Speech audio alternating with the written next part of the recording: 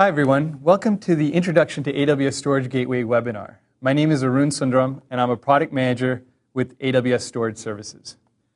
We launched the AWS Storage Gateway on January 25th. It's a service we're really excited about, so I want to thank you again for taking the time to join us today. Throughout the webinar, if you have any questions, please use your GoToMeeting panel on the right-hand side, and under questions, you can submit any questions you have during the course of the presentation. We'll try to get to as many questions as we can at the end of the webinar, and for any questions that we can't get to, we'll be sure to follow up with you offline. So let's get started. So what are we going to talk about today? I'll start by giving an overview of AWS, and I'll talk about the infrastructure that we provide today to give you a little bit of background. We'll then talk about what the AWS Storage Gateway is. We'll go through some of the key use cases and benefits that you can get from using the Storage Gateway. And then we'll finish off by talking about how the AWS Storage Gateway works. And as I mentioned, I'll be sure to leave some time at the end for any questions that you have. But before I talk about Amazon Web Services, I'd like to initially touch upon what some of the key benefits are from using Storage Gateway with AWS. With using the Storage Gateway with AWS, you may be able to slash parts of your disaster recovery budget by up to 50%. We've heard from customers who've used Amazon Web Services for disaster recovery who've been able to cut their DR budget by even more than 50%. With the Storage Gateway, you'll be able to eliminate your need for a physical secondary site, and you'll also be able to eliminate any need for tape in your backup or disaster recovery workflow. So how is it that we're able to provide a significant cost reduction in your disaster recovery implementation? Here's a simple chart to show you how this is done. So as you can see here, this is what a typical primary data center infrastructure will look like for a customer, right? So you're running servers, your storage network, your routers, your firewalls. And a typical scenario is you're probably running all these resources in a secondary data center in the event that you need to fail over. But the problem with that is you're continuously running these resources in your secondary data center, and you're paying for them even though they're not being utilized. You're only utilizing them in the event you need to fail over. By using the AWS Storage Gateway with Amazon Web Services, you can now use AWS as your secondary site. What this allows you to do, as you can see here on the right-hand side, is the only resource that you have to pay for and use on a typical continuous basis is your storage. You don't have to pay or use any other resources in AWS until you actually have to fail over. So this is why the combination of AWS Storage Gateway and AWS presents such a significant cost differentiator when it comes to disaster recovery and offsite backup. So let's talk a little bit about Amazon Web Services. Amazon Web Services provides infrastructure services throughout the world. So as you can see here, each of the orange boxes represents an AWS region where we provide services like compute, storage, database, messaging, and other services. Each of the red circles represents a content delivery network or a DNS edge location. We've added 4 AWS regions just in the last year, so that should give you a sense at the rate at which we're expanding. Today we have AWS regions in South America, in Singapore, Japan, the EU, and we also have several AWS regions in North America. You can choose a region for low latency access to your data. You can also choose a region for legal or regulatory reasons. What's important to understand is that we design every region distinctly from any other region. So when you store data in a single AWS region, we never move that data out of that region unless you move it yourself. I'd also like to talk about the high security bar we have here at Amazon Web Services. We've achieved a number of certifications, including SOC 1 Type 2, formerly known as SAS 70, and ISO 27001. We also have a couple of certifications like FISMA and ITAR that are specifically targeted at government applications. In addition to the certifications we've received, we have a high level of physical security that we implement in our data centers. All of our data centers are located in nondescript facilities, so we don't advertise that it's an Amazon data center. And we strictly control who has physical access to a data center. All employees must pass two-factor authentication to gain access. We also have strict controls in place on our hardware, software, and networking. All of the updates that we make to our data centers are deployed in a phased approach. We have automated monitoring and self-auditing in place. And we have a safe and secure process for decommissioning storage hardware. The AWS Storage Gateway utilizes 3 key existing services in Amazon Web Services today. So I'd like to quickly touch on what these 3 services are. The first service is Amazon Simple Storage Service, or Amazon S3. Amazon S3 provides highly durable blob storage for the internet. It's a great service for use cases like media distribution, media sharing, but it's also an excellent service for use cases around backup and archive because of the high level of durability, scalability, and low cost that Amazon S3 provides. The next service is Amazon Elastic Compute Cloud, or Amazon EC2. Amazon EC2 provides you with the ability to launch virtual instances in the cloud. We currently have 11 different types of instances, varying in CPU and RAM. The last service I'd like to cover is the Amazon Elastic Block Store, or Amazon EBS. Amazon EBS provides you with the capability to create block storage volumes and attach these volumes to your Amazon EC2 instances. This allows your Amazon EC2-based applications to gain low latency access to the data that they need. Amazon EBS also allows you to take point-in-time snapshots of your EBS storage volumes and store these snapshots in S3 for durable recovery. You can then instantiate new EBS volumes from these snapshots. So now that I've given you some background on Amazon Web Services, let's talk about the AWS Storage Gateway. So what is the AWS Storage Gateway? It's a service that integrates your on-premises IT environments with your cloud-based AWS storage. It utilizes a virtual appliance that you download from our website and install on a host running in your data center. On the front end, the software appliance exposes a compatible iSCSI interface that works with your existing applications. So to your applications, the storage gateway volumes that you create show up as another disk drive. All of the data that you write to your storage gateway appliance is stored on-premise in your hardware.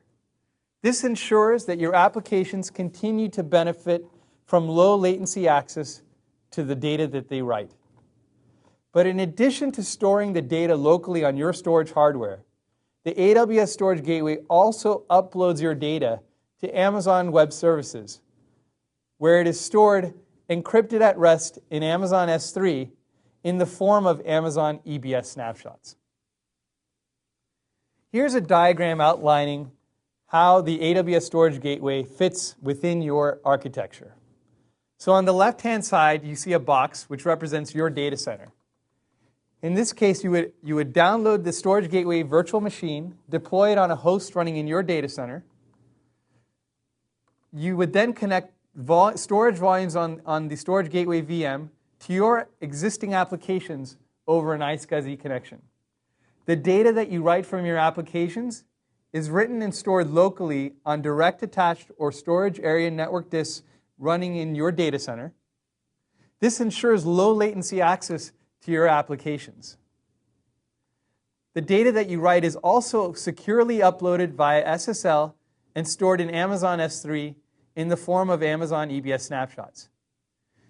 In the event you need to recover a snapshot, all you have to do is create a new storage gateway volume on-premise and specify the snapshot that you want to restore.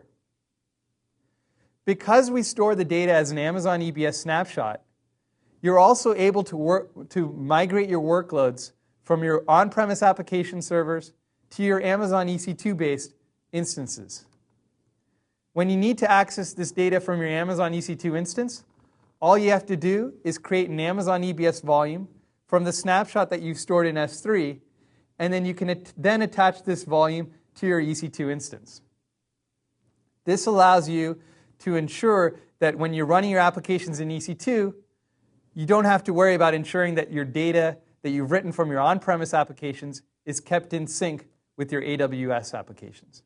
The Storage Gateway handles that for you. So let's now cover some of the key use cases and benefits of using the Storage Gateway. The first key use case for the Storage Gateway is around offsite backup. By seamlessly integrating into your existing environment and storing snapshots in Amazon S3, you can utilize the Storage Gateway for offsite backup of your on-premise application data. When you need to restore a backup, all you need to do is specify the snapshot in S3 that you want to restore, and the Storage Gateway will download that data to your local storage volume. Because of its compatible iSCSI interface, the Storage Gateway works with your existing backup applications. So you can take a backup application that you're running today and simply point it at a Storage Gateway volume. To your backup application, it simply represents another disk drive. The Storage Gateway also allows you to utilize Amazon Web Services for disaster recovery in a seamless manner. By storing the data that you write to your Storage Gateway appliance in Amazon S3 as Amazon EBS snapshots, in the event your on-premise infrastructure goes down, you can easily reconstitute operations in EC2. With the Storage Gateway, you no longer have to worry about making sure that your data in AWS is in sync in the event you need to reconstitute operations. The Storage Gateway handles that for you. The third key use case is around data mirroring, enabling you to migrate your applications back and forth between your on-premise infrastructure and Amazon EC2. So for example, if you're running an application on-premise and you want to utilize EC2's compute capacity, you can do so without having to worry about how you're going to get your data into AWS. All you need to do is spin up the EC2 instances you need and attach the EBS volumes containing your data. The Storage Gateway handles migrating your data back and forth. Another key use case might be around test and dev. So in this case, maybe you're running your test and development environments up in EC2, and you want to ensure that the data your test and dev environments have is up to date with what you're writing on premise. Through the use of the Storage Gateway, you're able to continuously upload your on-premise application data to AWS. This ensures that the environments you have up in EC2 have access to the latest and greatest data. So what are some of the key benefits you get from using Storage Gateway? I talked in the beginning of the presentation about the ability to reduce costs significantly for disaster recovery and offsite backup. You can do this because you only need to you only need to pay for the resources you need in AWS. So you don't need to pay for any of your compute instances until an actual DR event occurs. And when that event occurs, because you're using the Storage Gateway, the data that you have up in AWS will be in sync with what you've written from your on-premise applications. You also don't need to worry about maintaining secondary infrastructure in a secondary data center for your offsite backups. The Storage Gateway allows you to utilize Amazon S3's pay-as-you-go service. So you only pay for the storage that you need and that you use. The second key benefit is around simplifying your backups.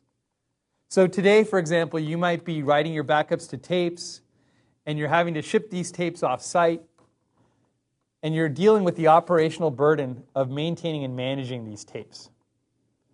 The Storage Gateway allows you to get rid of your off-site tape infrastructure.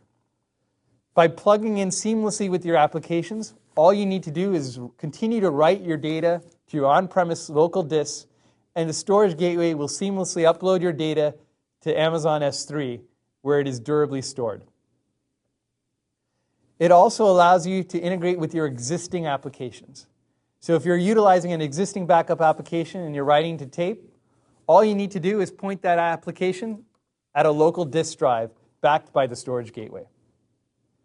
Finally, the Storage Gateway allows you to benefit from rapid restoration of data, both on-premise and from your Amazon EC2 instances. So today, if you're writing to tapes, when you need to restore the tapes from your offsite location, you need to deal with the time it takes to recover that tape in transit. You need to figure out which tapes you need to recover. And then once you find the tape you need to ensure that the tape drives you have in place are in the right format. Lastly, you have to worry about whether the data will actually be retrievable. With the Storage Gateway, all you need to do is specify which snapshot you want to restore, and the AWS Storage Gateway will retrieve that data over the internet. You don't have to wait until the restore completes before you start accessing your data. You can immediately start accessing your data, and the Storage Gateway will lazily load that data in the background as you request it. So let's talk about an example deployment of how you might utilize the Storage Gateway for backup. So in this case, the customer has deployed their Storage Gateway VM on-premise, and they want to take backups of their database hosts. So what they do is they create a couple of Storage Gateway volumes, and they'd attach each of these volumes to a single database host over iSCSI. To the database host, the Storage Gateway volume shows up as another disk drive. Your database host would then store your backups locally to the Storage Gateway VM. These backups would be stored on your on-premise disk hardware, ensuring low latency access both on writes and on subsequent reads. In addition to storing your data locally, the Storage Gateway will upload your database backups to Amazon S3 over a secure SSL connection, and it'll store this data in Amazon S3 as point-in-time snapshots.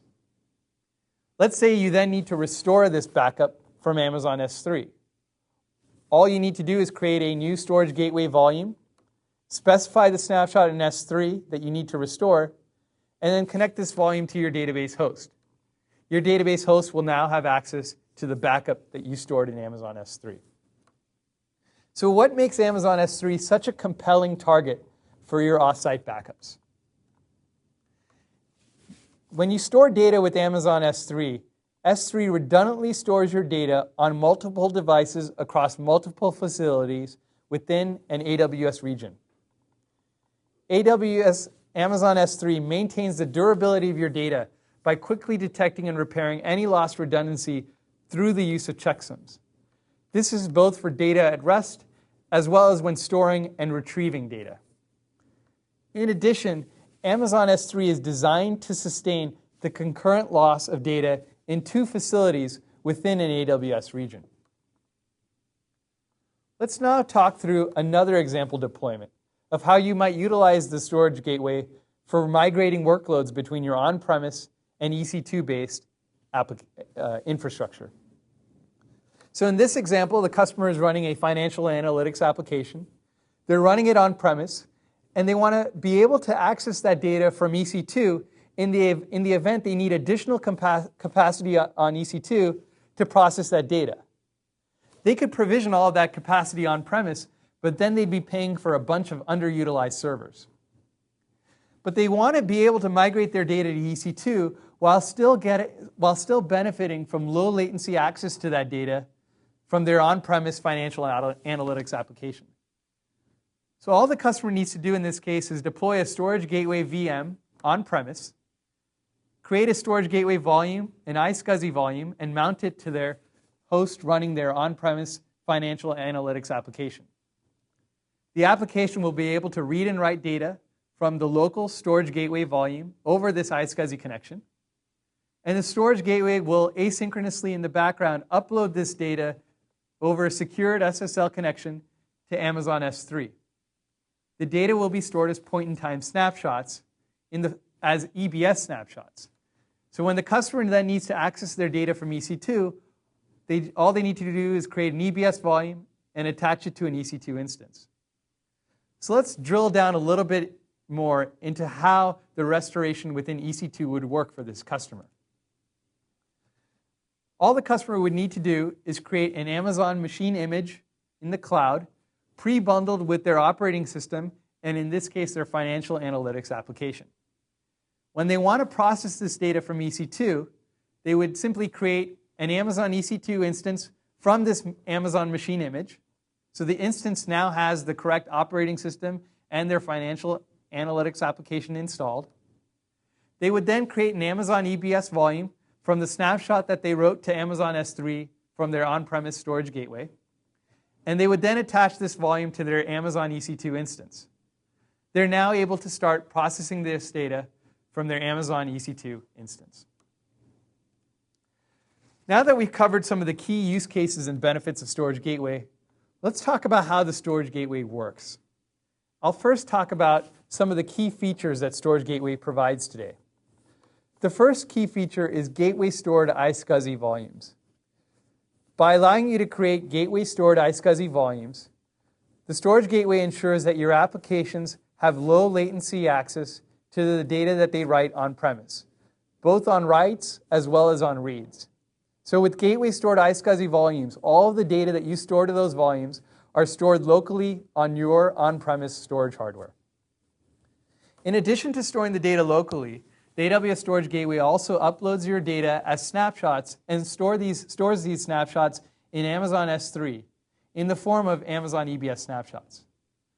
All the snapshots that you write are compressed. More importantly, snapshots just store the differentials. So what that means is if I write a bunch of data to a Storage Gateway volume and I take a snapshot of this data, then if I go and I modify a couple of blocks of data and I take another snapshot, that second snapshot only contains the changes that I made. In this case, only those additional couple of blocks of data. This allows me to significantly save on the amount of storage that I'm storing in Amazon S3. The other capability we provide is for customers to take both ad hoc as well as scheduled snapshots. So you can take snapshots every 24 hours, or if you want, you can choose to take snapshots on an hourly basis. All of the data that you upload from your Storage Gateway to AWS is uploaded via a secure SSL encrypted connection, and the data that the Storage Gateway uploads to AWS is stored encrypted at rest in Amazon S3 using S3 server-side encryption. The encryption is stored using AES 256-bit encryption keys. You can monitor any of the key metrics like throughput between your application and your gateway or latency, as well as throughput between your gateway and AWS using Amazon CloudWatch. With Amazon CloudWatch, you can use the CloudWatch console to look at graphs, for example, of the throughput over the last 24 hours between your Storage Gateway and AWS. You can also use Amazon's CloudWatch's APIs to access this information, or create alarms based on this information using CloudWatch's alarm capabilities. The AWS Storage Gateway today supports Windows and Red Hat iSCSI initiators. It's meaning on your application server, if you're running Windows or Linux, you can utilize the iSCSI initiators for Windows and Red Hat to seamlessly create iSCSI storage volumes and access these volumes from your on-premise applications. The last feature I'd like to call out is the ability to throttle the bandwidth between your gateway and AWS, both on upload and on download. So for example, you may have other applications that are using this network, and you don't want the Storage Gateway to contend with these applications during the daytime hours. In which case, you'd set a throttle during the day, and then remove this throttle at night to allow the Storage Gateway to continue uploading your data as snapshots to Amazon S3. Getting started with the Storage Gateway is a simple process. All you have to do first is download the Storage Gateway virtual machine image from the AWS Management Console. Once you've downloaded the virtual machine image, you would then deploy the VM on a host running in your data center. Once you've deployed the host in your data center, you would then provision the virtual machine with local disk storage. This can be either from direct attached storage that you have or from storage area network disks. Provisioning your VM with local disk storage serves two purposes. First, local disk storage is required for your iSCSI storage volumes to store your data locally, ensuring low latency access from your on-premise applications. Second, the AWS Storage Gateway uses your local disk storage as what we call working storage. Working storage is essentially a buffer of the data that needs to be uploaded to Amazon S3. So throughout the course of the day, if you look at your working storage, you'll see its utilization increasing and decreasing based on the amount of data that you need to write to Amazon S3. Working storage ensures that we're able to get all of the data that you write to your storage gateway up to AWS and durably stored in S3 while continuing to serve your on-premise applications with low latency access to their data.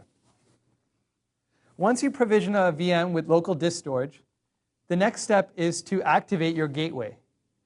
You do this by going to the AWS Management Console, specifying the IP address of the gateway host on which you've installed the virtual machine. What we do with this is this allows us to tie the IP address of your host to your AWS account. That way we know that any requests coming from that IP address are coming from you. You then select an AWS region to store your uploaded data. You'll want to select an AWS region that is close to your on-premise infrastructure for low latency access to your data. Once you've activated your gateway and selected an AWS region, the next step is to create iSCSI storage volumes and attach these volumes as iSCSI devices to your on-premise application servers. You do this using the AWS Management Console. So let me show you the AWS Management Console to see what the experience is once you've created an iSCSI storage volume. So in this example, I've created a 16 gigabyte iSCSI storage volume on my local gateway. It's storing the data on a local disk that I have set up in my data center, SCSI 00. And I've created an iSCSI target. In this case, I'm calling it my demo volume. If I then look at my iSCSI initiator, I've set up a connection to my iSCSI volume, my demo volume, and then if I look at my Windows Disk Management tool, you can see that this volume now shows up as a G drive, my 16 gigabyte G drive. We can go into Windows Explorer, and we can see this G drive. So I can take a test file and copy and paste it into this G drive. This data is then stored locally on my local disk for low latency access, but it is also uploaded to Amazon S3. I can then take a snapshot of this data, and I can view the snapshots through the AWS Management Console. So here's a snapshot I've taken. It's a snapshot of my 16 gigabyte volume, and it's being stored in the US West Oregon region. So when I activated my appliance, I configured my appliance to store data in a specific region. I can then restore this snapshot locally. So let's say I need to restore this snapshot on-premise again. I can copy the snapshot ID, go to my gateway, create a new volume, specifying a disk. Let's call it my restored volume. I then specify the snapshot I want to restore, and I can create this volume. I don't have to wait for the volume to finish restoring before I access my data. If I access data that hasn't been restored yet, the storage gateway will lazily load this data in the background. So I can go back into my iSCSI initiator in Windows, and if I refresh this initiator, I see my restored volume, which I can then connect to. Once I connect to my restored volume, if I go to my disk manager in Windows, I see this volume now as a 16 gigabyte volume that I've restored. Once I restore this volume, I can access this data. But again, I don't have to wait for the restore process to complete, meaning I don't have to wait for all the data to be restored from my snapshot before I access this data. This significantly reduces the recovery time operation when restoring a backup. I can then go back into my Windows Explorer. I see my H drive now, and I see my file that I'd taken a snapshot of. I can also, in addition to restoring the snapshot on-premise, I can also restore this snapshot to an EBS volume and connect it to my EC2 instance. In that case, I would be using the EC2 management console to do this. So now that we've gone through the getting started process, and I've talked to you a little bit about how a restoration works in Storage Gateway, let's now cover how Storage Gateway prices the use of the service. So the first price to look at is the $125 per activated gateway per month charge. It's important to know that this charge is prorated on a daily basis. So for example, if you activate a gateway on the 30th of the month or the 31st of the month, you won't be paying the entire $125 charge for that month. You'll only be paying for that last day of the month. The other charge to think about is the storage pricing. We charge for all of the snapshots that you store in Amazon S3. These snapshots are stored and billed as Amazon EBS snapshots. But it's important to remember that snapshots are stored compressed, and we only store the differentials. This significantly cuts down on the amount of snapshot storage you have in Amazon S3. Snapshot storage, for example, in the US East Virginia region, starts at only 12.5 cents per gigabyte per month of data stored. You only pay for what you use. All of the data transfer so all of the data transfer that you upload from your storage gateway to Amazon S3 is free of charge. You never have to pay for the upload of data. There is a charge for downloading of data. This starts at 12 cents per gigabyte per month in the US East Virginia region. And the charge decreases as you restore more data. We offer a free 60-day trial for you to get started with Storage Gateway. What this 60-day trial means is that you don't have to pay for the $125 gateway charge during the first 60 days post-activation. So it's important to remember that that 60-day free trial kicks in post-activation. So if you download the gateway today from our website, that 60-day free trial doesn't kick in then. It only kicks in after you've deployed the gateway and you've activated the gateway. So I'd like to now cover some of the next steps before we get into Q&A. You can learn more by visiting our website at aws.amazon.com/storagegateway. There we have additional information about the Storage Gateway service. You'll also find access to our Storage Gateway documentation, a Getting Started tutorial video, as well as some more description about the key use cases of using the Storage Gateway. You can get started immediately today by visiting the AWS Management Console at console.aws.amazon.com/storagegateway. Once you go to the AWS Management Console, you'll be able to download the Storage Gateway virtual machine, and you can get started using the service. So again, I want to thank you today for joining the webinar. And as I mentioned, I'd like to go through the questions that you submitted, and we can now use this time to answer some of these questions. So first off, someone asked whether a recorded version of this webinar would be available afterwards. And yes, that's correct. We'll be sure to make this webinar available following the presentation. And I will also make sure to send you a follow-up email letting you know where you can access this webinar. So then the next question that was submitted was whether the gateway will deal with S3 bucket sizes and allow me to resync large files.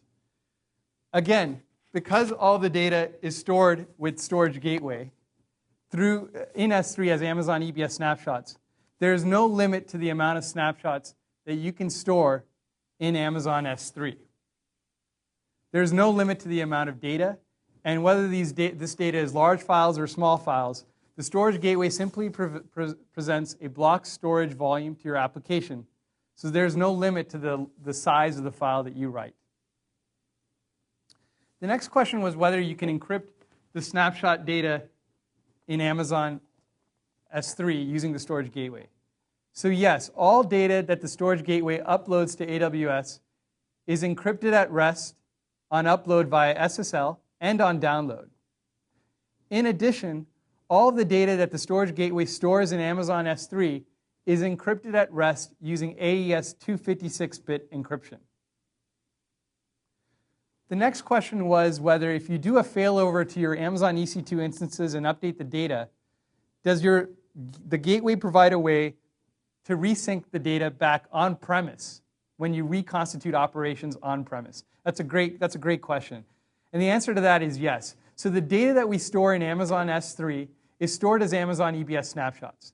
So when you take a snapshot from your Amazon EC2 instance, that data of your Amazon EBS volume, that data is stored in S3 as an EBS snapshot.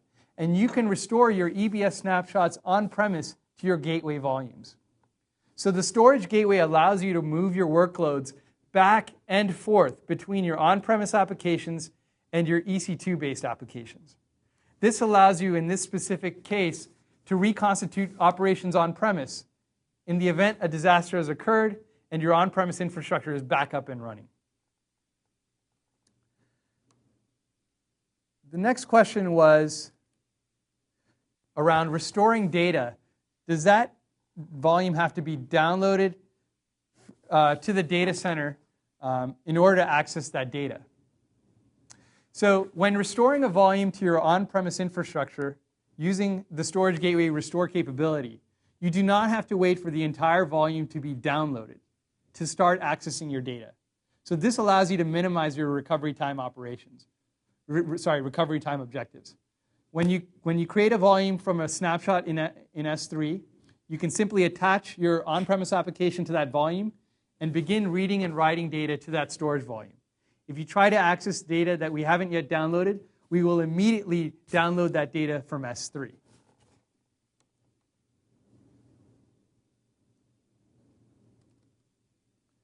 The next question was, how often are snapshots executed, and are they full snapshots or diffs?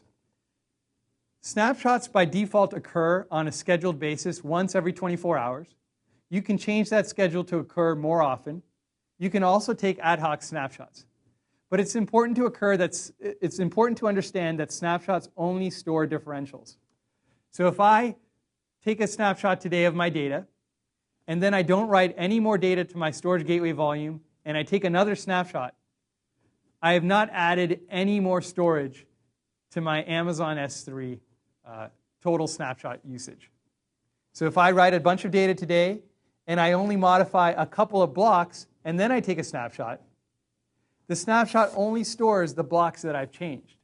This allows me to significantly minimize the amount of storage I have in S3.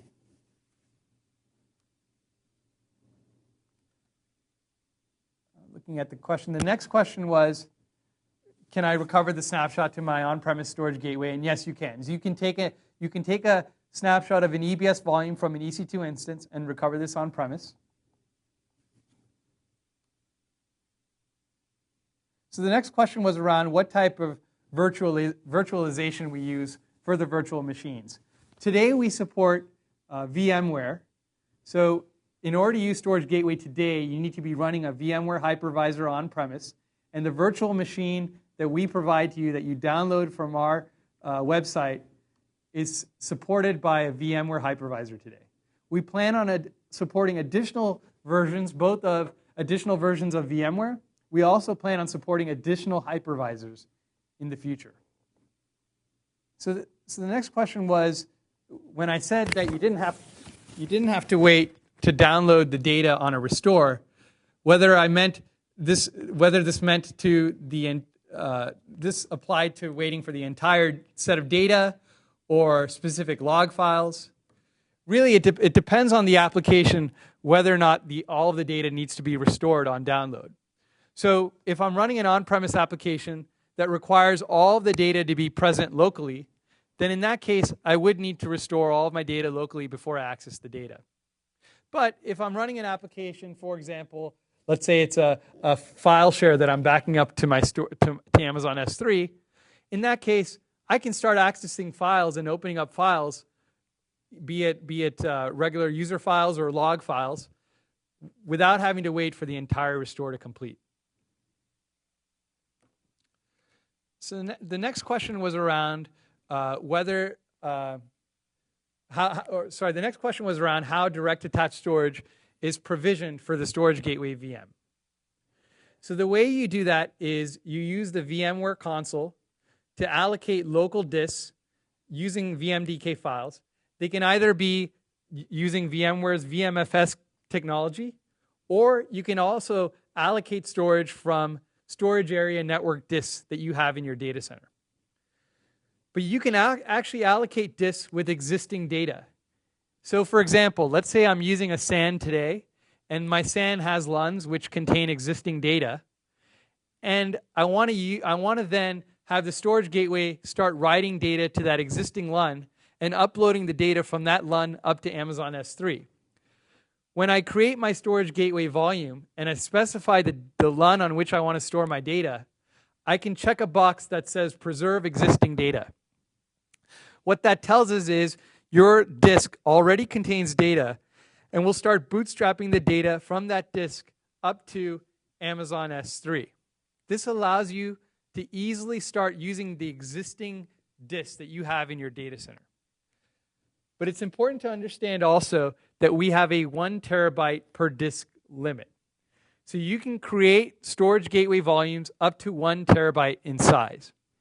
If you want to create a volume that's greater than 1 terabyte, what you do in that case is you create multiple storage gateway volumes, and then you can stripe them together using either Windows or Linux. Another question was, what are the plans to make this compatible with IAM, or Identity Access Manager? We do not currently support Identity Access Management for Storage Gateway, but we do have plans to support this in the future. So if you require access to Storage Gateway via Identity Access Management, please let us know, and we'll be sure to reach out to you when we enable this capability. Another question was asked whether snapshots can be deleted in bulk. So if you go into the console once a week, can you delete snapshots more than one at a time? So today, the Storage Gateway console only enables you to delete snapshots one at a time, but we are adding this capability to the console to select multiple snapshots and click the delete button. You can also go into the Amazon EC2 console and see all of the snapshots that you've stored with Storage Gateway, because we store our snapshots as Amazon EBS snapshots. And the Amazon EC2 console allows you today to select a number of snapshots at once and click the delete button. So that's an ideal workaround today. If you need to go in and delete multiple snapshots at a single time, you can go into the EC2 console and do this. But again, we plan on adding this capability to the Storage Gateway console. Another question was around whether there's a limit to the number of snapshots that are stored in Amazon Web Services.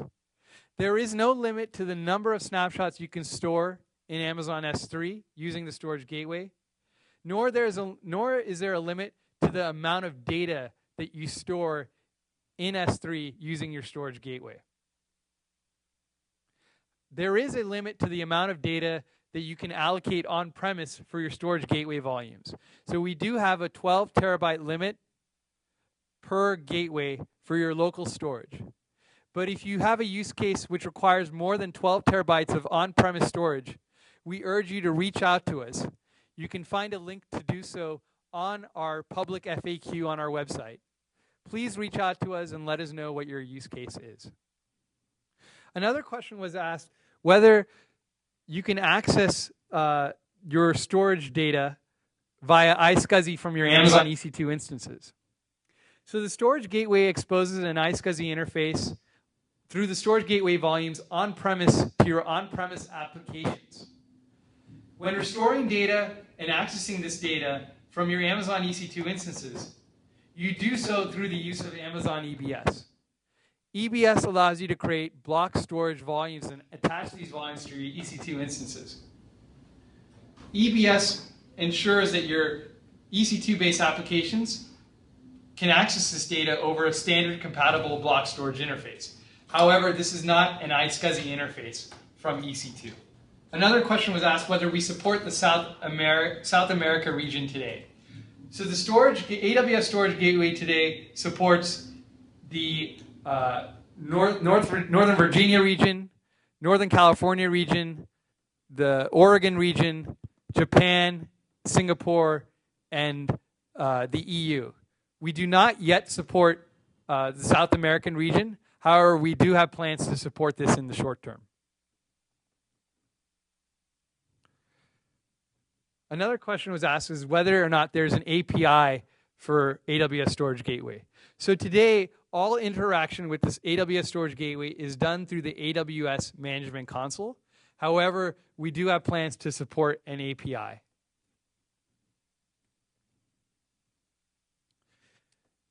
Another customer asked what the minimum network connection is that is required for using Storage Gateway.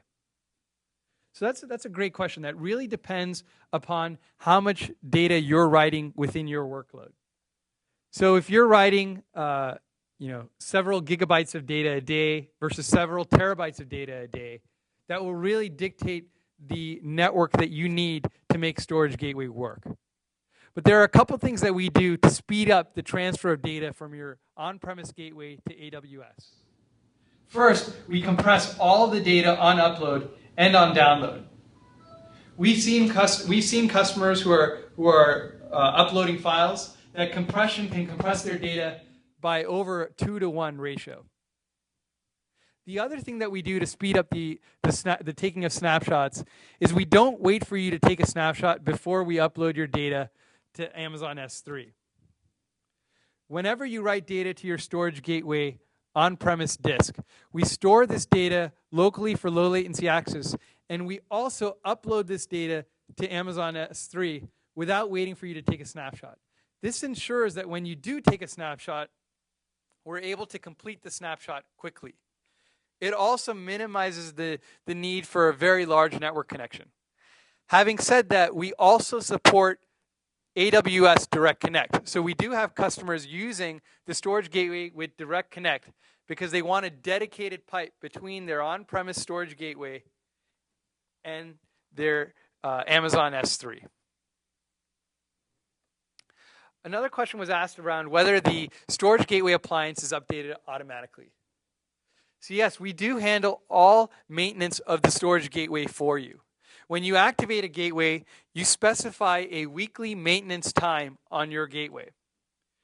We won't roll out updates on a weekly basis. However, the weekly maintenance time tells us when we can, if we do need to roll out an update, when we can roll that update out. When we roll an update out, we notify you via the AWS Management Console, letting you know that an update is available and it will be deployed to your gateway based on your gateway maintenance time. You can go in at any time and change your maintenance time on a gateway-by-gateway basis.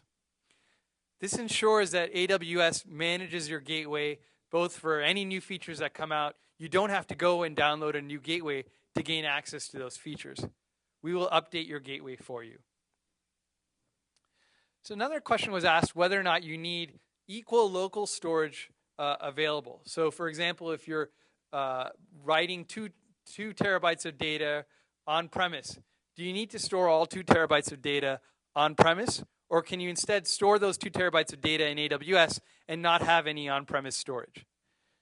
With our gateway-stored iSCSI storage volumes, all of the data that you write to your volume is stored on-premise in your data center for low latency access to your data. In addition, we also upload your data to Amazon S3. So to answer your question, yes, in your use case, you would need 2 terabytes of on-premise storage in order to continue to get low latency access to the data, both on writes and on subsequent reads. We do have a future capability that we plan on coming out with in the coming months called Gateway Cached Volumes. With Gateway Cached Volumes, all of the data that you write to a volume is stored in Amazon S3, and we only maintain a local cache of frequently accessed or recently written data. So that type of volume will be useful for a use case like file share storage, where most of my files I may not be accessing frequently. So it's okay that I only have a small subset of my file storage on premise. In the event I go and I access a file that I haven't accessed in a while, we'll then pull that data from Amazon S3. But this will allow me to significantly minimize the amount of on-premise storage that I need to maintain.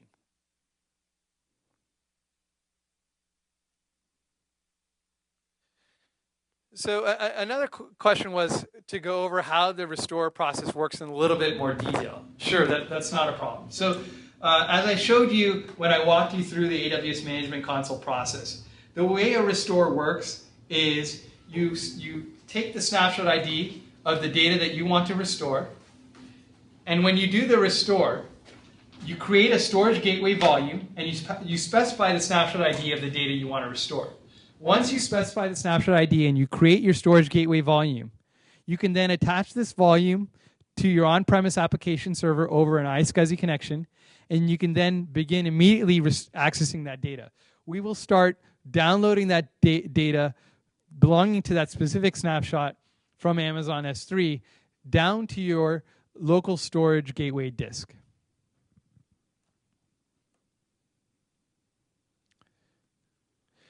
So I think we have time for one more question. So the final question was around our pricing. So how much data storage comes with the gateway? And if I have more than one site, do I pay $125 for each gateway? So first of all, as I mentioned, there's no limit to the amount of storage that you store in Amazon S3. So there's no limit to the amount of snapshot storage that you have, and there's no limit to the number of snapshots that you store in S3. As I mentioned, there is a 12 terabyte per gateway limit for your on-premise storage only. And if you have a use case that requires more storage, again, feel free to reach out to us. We charge for the snapshots that you've stored in S3. And again, these snapshots are compressed, and snapshots only store differentials, further minimizing your storage charges. And yes, there's $125 per month per gateway charge. But again, this charge is prorated daily. So if you want to start trying out your gateway on the last day of the month, you're not going to have to pay the entire $125 charge. And finally, again, I'll mention that we do have a 60-day free trial, which means you can go download your gateway today and activate it today, and you'll be able to use Storage Gateway for 60 days without paying a $125 charge for any of the gateways that you activate in that 60-day period. So again, I want to thank you for joining today. I appreciate your time. I tried to get to as many questions as I could, but any of the questions that I didn't get to, we'll be sure to follow up with you offline. This presentation we'll make available online, and we'll follow up with you with where you can access this presentation going forward. Thank you again. I appreciate your time.